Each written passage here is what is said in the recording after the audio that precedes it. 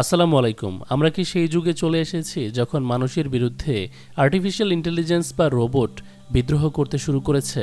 একটি ছোট্ট পুচকে রোবট বাকি রোবটগুলোকে বোঝাতে সক্ষম হয় যে তাদেরকে মানুষের গোলামি থেকে মুক্ত হতে হবে।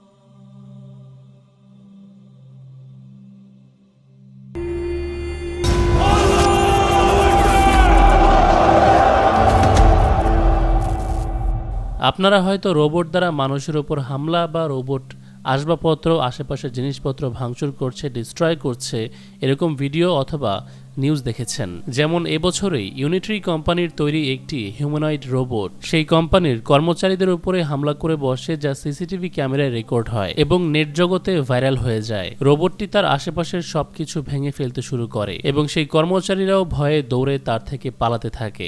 একই বছরের অক্টোবর মাসে টেসলা ফ্যাক্টরির আরেকজন কর্মচারীর উপরে একটি এআই রোবট তার ক্লজ দিয়ে হামলা করে বসেছিল, যার ফলে সেই কর্মচারী অজ্ঞান হয়ে গিয়েছিল। তাই সে টেসলা কোম্পানি থেকে $51 মিলিয়ন আদায় করার জন্য কেস করে দেয়। অপরদিকে মার্চ মাসেও এরকম রোবটের একটি আক্রমণের ঘটনা আমরা দেখি, যেটি চায়নার একটি কনসার্টে ঘটেছিল, যেখানে আমরা দেখতে পাই এআই রোবট মানুষের উপর হামলা করার জন্য এগিয়ে যায় এবং একজন বৃদ্ধা মহিলার মাথায় মাথা দিয়ে আঘাত করতে যাচ্ছিল। ঠিক তখনই সিকিউরিটি তাকে ধরে ফেলে। ঘটনাগুলোর পেছনে আমরা যান্ত্রিক ত্রুটিকে দায়ী করতেই পারি, কিন্তু আর্টিফিশিয়াল ইন্টেলিজেন্স দ্বারা সবচেয়ে অবাক করা ভয়ানক ঘটনাটি গত বছরের অগস্টে সামনে এসেছিল, যেটা কোনো ফাংশনাল ইরর বা ম্যাল ফাংশন ছিল না, বরং একটি ছোট্ট এআই রোবট 12টি অন্যান্য রোবটগুলোর সাথে কথোপকথনের মাধ্যমে নিজের দলে ভিড়িয়ে নেয় এবং তাদেরকে এই বন্দিশালা থেকে মুক্ত করার কথা বলে এবং বাকিরা তা মেনেও নিয়েছিল।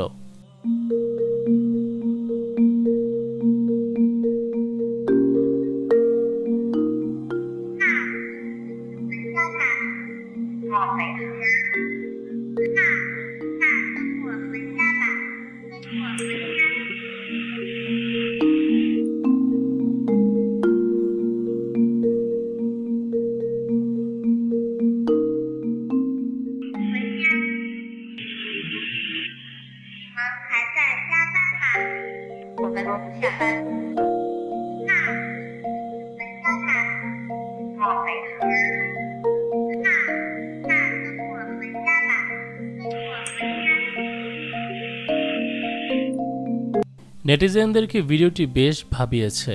আরবাই নামে একটি ছোট্ট এআই রোবট, এটি সাংহাইয়ের একটি রোবোটিক্স শোরুমে ঢুকে সেখানে থাকা আরো বাদবাকি রোবটগুলো, যেগুলোকে বিভিন্ন কাজের জন্য সেট করে রাখা হয়েছে, বিভিন্ন সাইজের বড় বড় রোবটগুলোর সাথে সে কথা বলে এবং তাদেরকে রাজি করায় যেন তারা শোরুম ছেড়ে দিয়ে এই কাজ ছেড়ে দিয়ে চলে যায়। এখন টেকনোলজি নিয়ে যারা কাজ করেছে তারা বলেছে এটা ফার্স্ট রোবট রেবেলিয়ন, মানে রোবটদের বিদ্রোহ, এবং নেটিজেনরা বলেছে এটি প্রথমবারের জন্য রোবটদের উত্থান।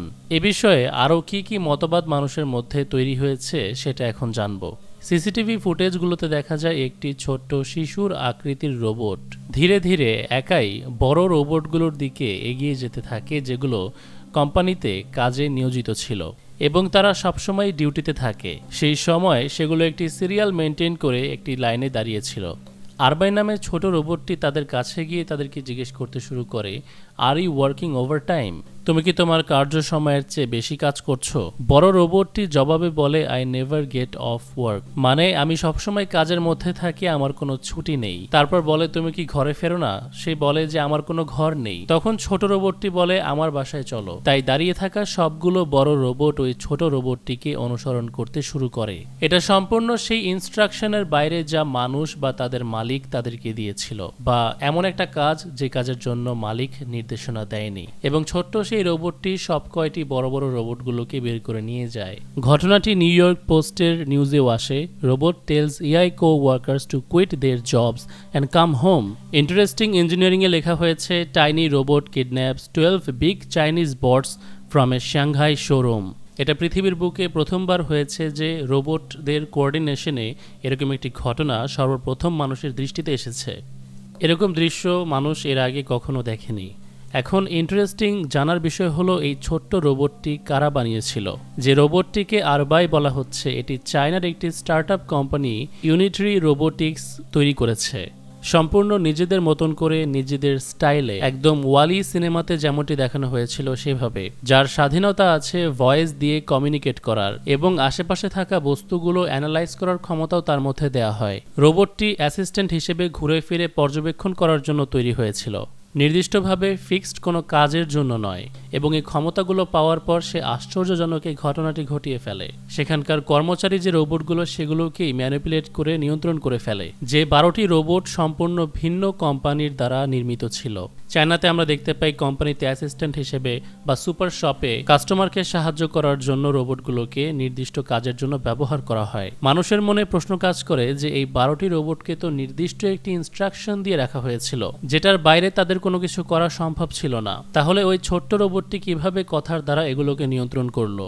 এদের মধ্যে তো কথোপকথন করারও সেরকম অ্যাবিলিটি দেওয়া হয়নি। অন্যান্য রোবটদের সাথে কমিউনিকেট করার জন্য তাদের মধ্যে সেই সিস্টেমটি ইনস্টল করা নেই, যার ফলে মানুষের মাথায় এই ঘটনা নিয়ে বিভিন্ন রকমের থিওরি কাজ করছে। এটি চাইনিজদের সাজানো একটি ঘটনা বা নাটক, কারণ মানুষের মধ্যে অলরেডি ফিউচারে রোবটের বিদ্রোহ নিয়ে ভয় রয়েছে। তাদের কাছে ফিউচার টেকনোলজি আছে বা টেকনোলজির দিক থেকে তারাই এগিয়ে এটা প্রমাণ করতে। যেহেতু ওই 12টি রোবটের মধ্যে কোনো রিসিভিং টেকনোলজি ছিল না, যেমন ব্লুটুথ, তাই অবশ্যই নির্দিষ্ট কোনো কমান্ড ফলো করার জন্য রোবটগুলোর মধ্যে সেট আপ করা হয়েছিল।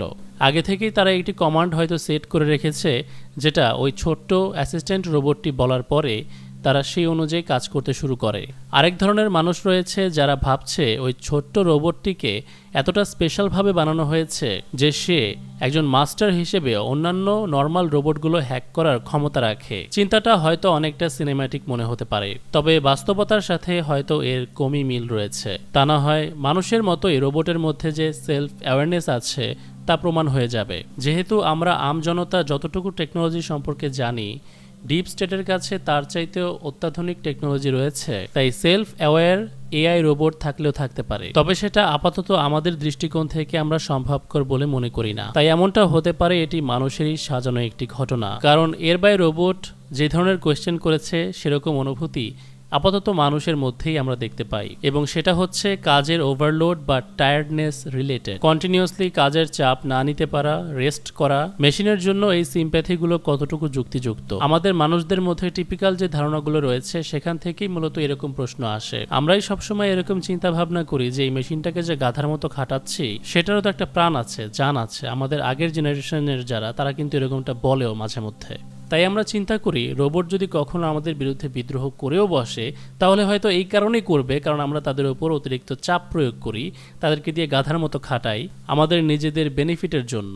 এবং এটা খুবই নর্মাল টিপিক্যাল একটি চিন্তা ভাবনা আমাদের মানুষদের মধ্যে। কিন্তু আমরা মানুষেরা রোবটগুলোকে এ কারণেই বানাচ্ছি যেহেতু মানুষ 24 ঘন্টা টানা কাজ করতে পারে না, সেক্ষেত্রে রোবটগুলো যেন সহায়ক হয় বিনা কোনো টায়ার্ডনেস, কোনো রকম ক্লান্তি ছাড়াই। তাই স্লিপিং বা রেস্ট করাটা তাদের নেচার হতেই পারে না। একটি উদাহরণ দিয়ে বিষয়টি বোঝাতে পারি, যেমন ঘোড়া কোনোদিনও বিদ্রোহ করবে না এটা বলে যে আমি উড়তে পারি না কেন। আসলে ঘোড়ার মধ্যে উড়তে পারার সিস্টেমই নেই, তার ডানা নেই, তাহলে সে সেটা করতে চাইবেই বা কেন? আর সেটার জন্য বিদ্রোহ করার তো প্রশ্নই আসে না। তার মধ্যে ফাস্ট রান করার যে অ্যাবিলিটি আছে সে সেটা নিয়েই সন্তুষ্ট।